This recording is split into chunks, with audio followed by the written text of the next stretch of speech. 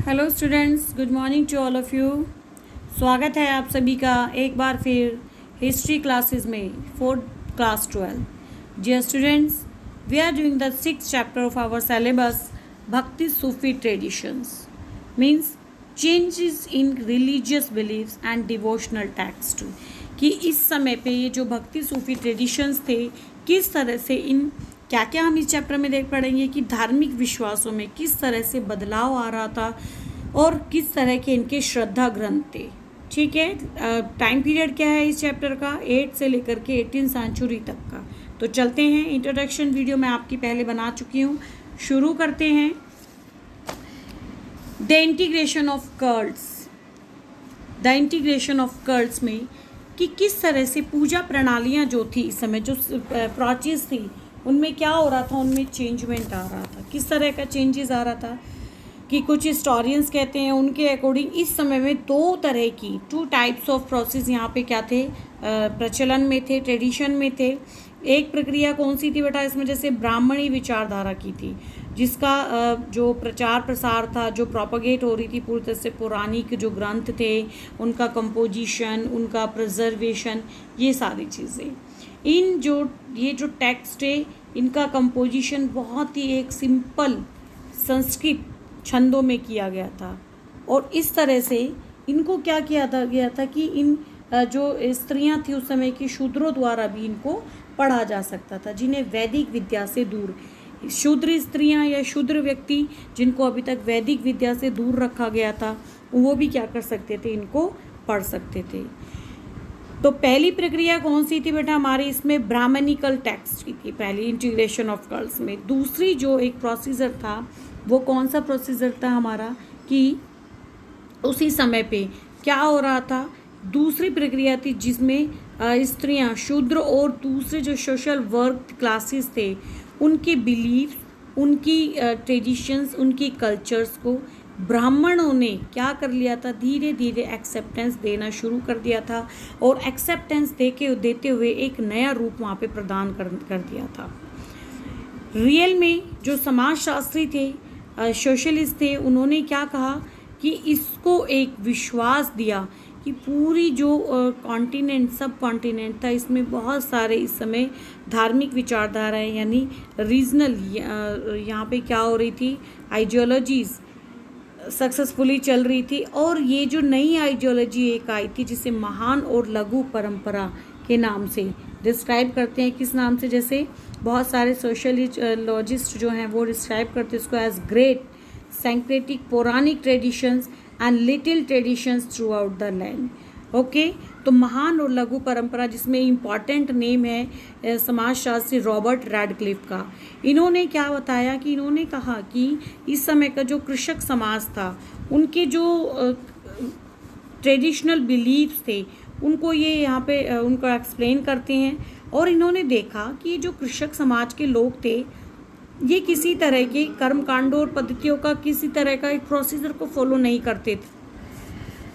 तो यहाँ पे बेटा जो अगर एक सबसे इम्पॉर्टेंट एग्जाम्पल, एक यूनिक एग्जाम्पल हम देखते हैं इस महान और लघु परंपरा का, तो इसमें सबसे पहले क्या है कि मैं डिस्कस कर रही थी आपके साथ कि जो किसान थे उस समय किसी भी तरह के जो रिचुअल्स हैं, जो प्रोसीजर है, उसको फॉलो नहीं कर रहे थे। वो सारे रिचुअल्स जिनका पालन पूरे समाज के जो प्रभावशाली लोग थे, एफिशिएंट लोग थे, एलिट क्लास के लोग थे, जिन्हें ब्राह्मण कहा जाता था, साथ ही साथ और किंग्स, ये सब लोग इन कर्मकांडों को क्या कर रहे थे, फॉलो कर रहे थे। लेकिन किसान इन कर्मकांडों को, इन पद्धतियों को बिल्कुल भी फॉलो नहीं कर रहे थे। इन्हें ही रैडक्लिफ ने महान परंपरा की यहाँ पे क्या दी है, संज्ञा दी है। वो कहते हैं कि इनके अलावा जो जितना भी कृषक समुदाय था वो उन दूसरी परंपराओं का पालन करते थे, और ये परंपराएं, जो महान परंपराएं, उनसे बिल्कुल पूरी तरह से अलग थी। इन्हें लघु परंपरा का नाम दिया।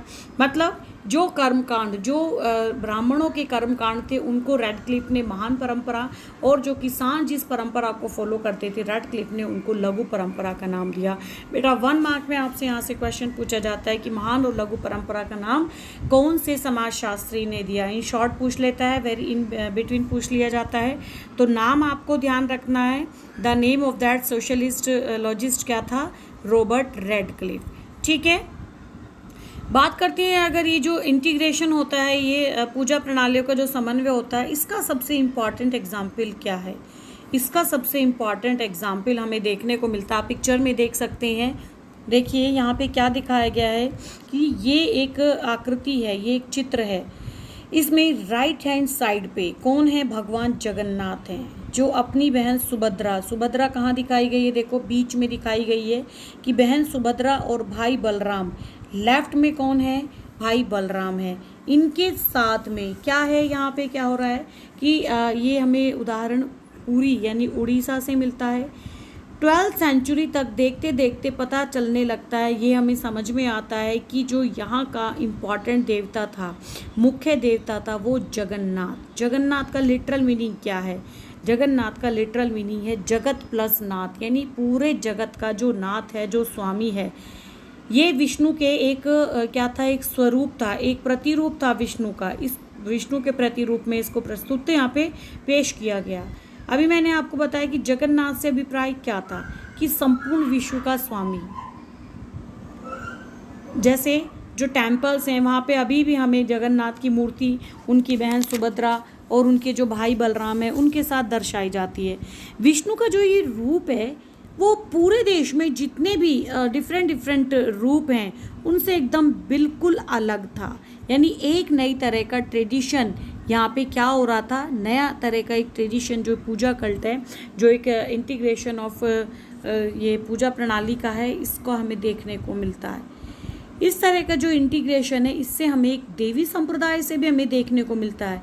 क्या किया जाने लगा था यहाँ पे कि देवी की उपासना मोस्टली सिंदूर से जो पोते गए, यानी स्टोन स्मियर्ड विद ऑक्रे, कि सिंदूर से पूरी तरह से पोते गए पत्थर से क्या की जाने लगी थी? यहाँ पे देवी की पूजा की जाने लगी थी उस मूर्ति रूप में।